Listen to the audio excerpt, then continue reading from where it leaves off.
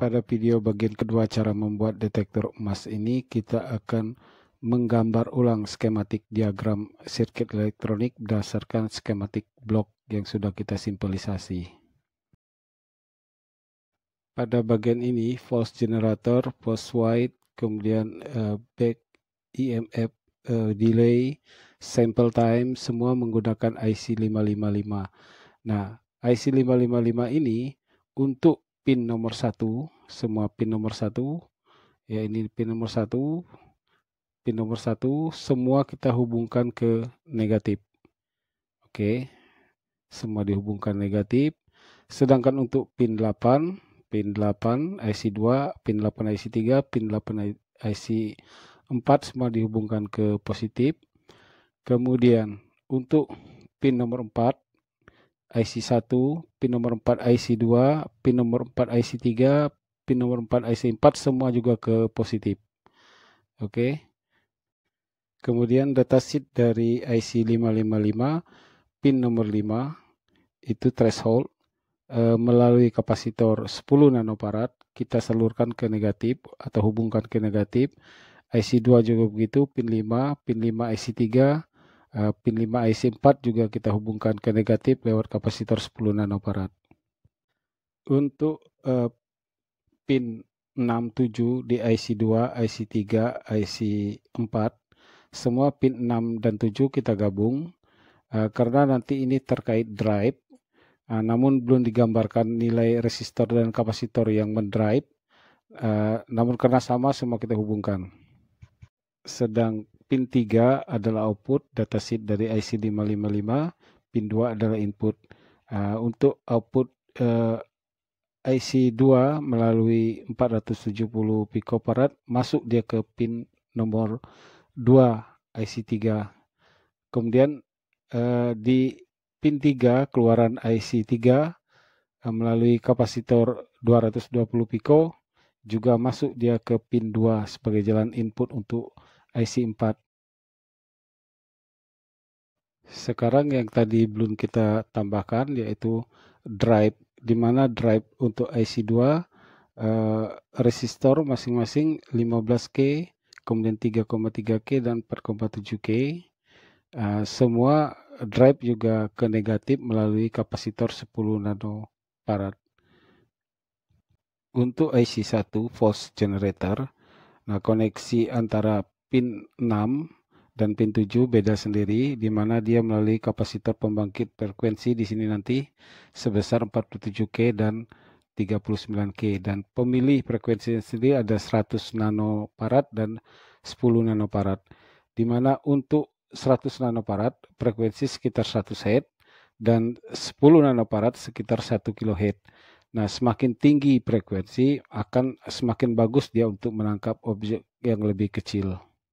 Sekarang kita mau menggambar ulang coil, transmitter, receiver, switch, dan amplifier.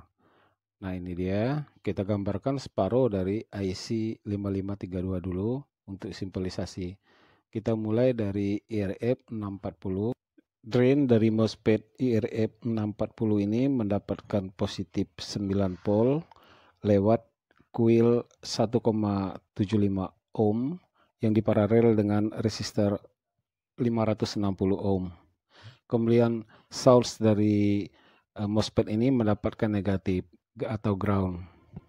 Sedangkan gate dari MOSFET mendapatkan keluaran dari pin 3 IC 2 false white. Drain juga merupakan output dari MOSFET ini, di mana sebelum dia dimasukkan ke IC amplifier, dia distabilkan dulu tegangannya lewat zenir 3,3 volt agar IC ini nanti tidak mendapatkan input yang berlebihan. Kemudian dikapel dengan kapasitor 10 mikro masuk ke IC setengah IC 5532. Kemudian keluaran dari transmitter receiver ini diperkuat oleh IC setengah IC 5532 ini, sedangkan outputnya keluar melalui pin 1 melalui resistor 330 dan kapasitor 100 nano. Di dalam IC NE5532 ada dua buah IC, satu kita gunakan untuk amplifier, satu lagi kita gunakan untuk penguatan dari switch integrator dan juga untuk kontrol field balan ini untuk mengejas ground balan tanah. Sampel time masuk ke BF245, kemudian transistor satu lagi sebagai switch sebelum ke osilator. Kembali ke circuit block, tadi kita sudah menggambarkan sampai dengan switch integrator. Sekarang kita ingin menggambarkan lengkap mulai dari coil sampai loudspeaker.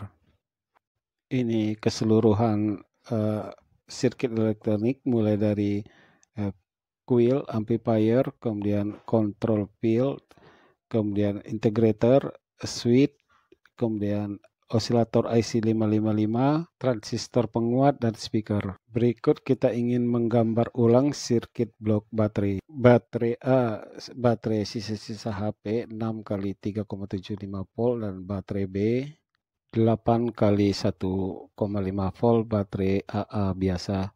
Ini switch pemilih untuk voltmeter, bisa tegangan terregulasi maupun tidak terregulasi. Berikut IC serbaguna IC555, di mana kaki 1 dia ke ground, 8 ke positif, 4 ke positif, pin 62 gabung, kemudian menjadi input dan drive di 7. IC ini keluarannya di pin 3.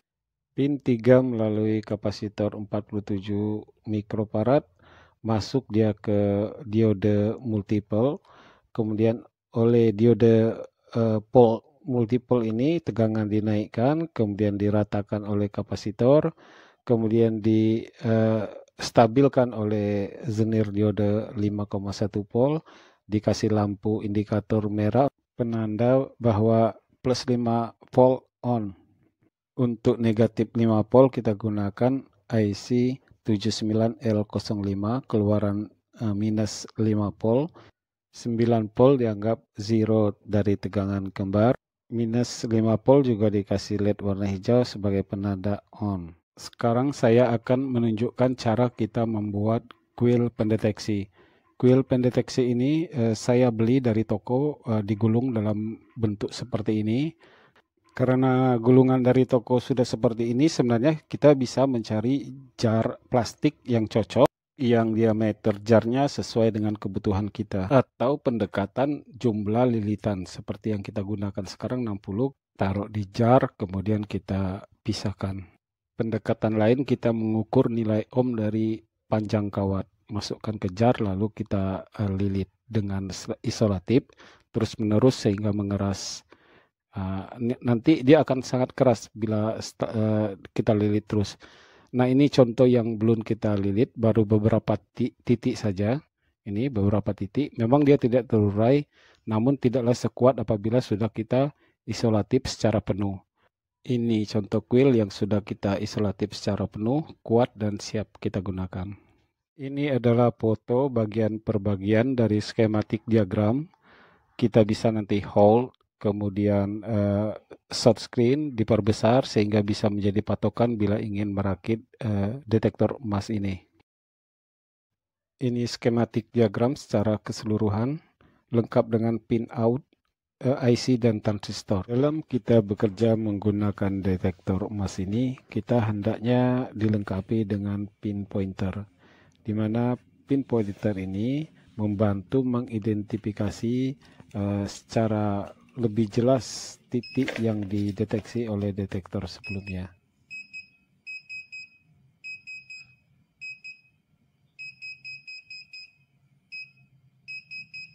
Pin pointer ini saya beli di toko online, namun bila viewers ingin membuatnya sendiri, mungkin di lain kesempatan atau video akan kita tampilkan cara membuat pin pointer. Demikian video Adita Sako kali ini, yaitu cara membuat detektor emas dan cara kerjanya. Terima kasih telah menonton. Assalamualaikum warahmatullahi wabarakatuh.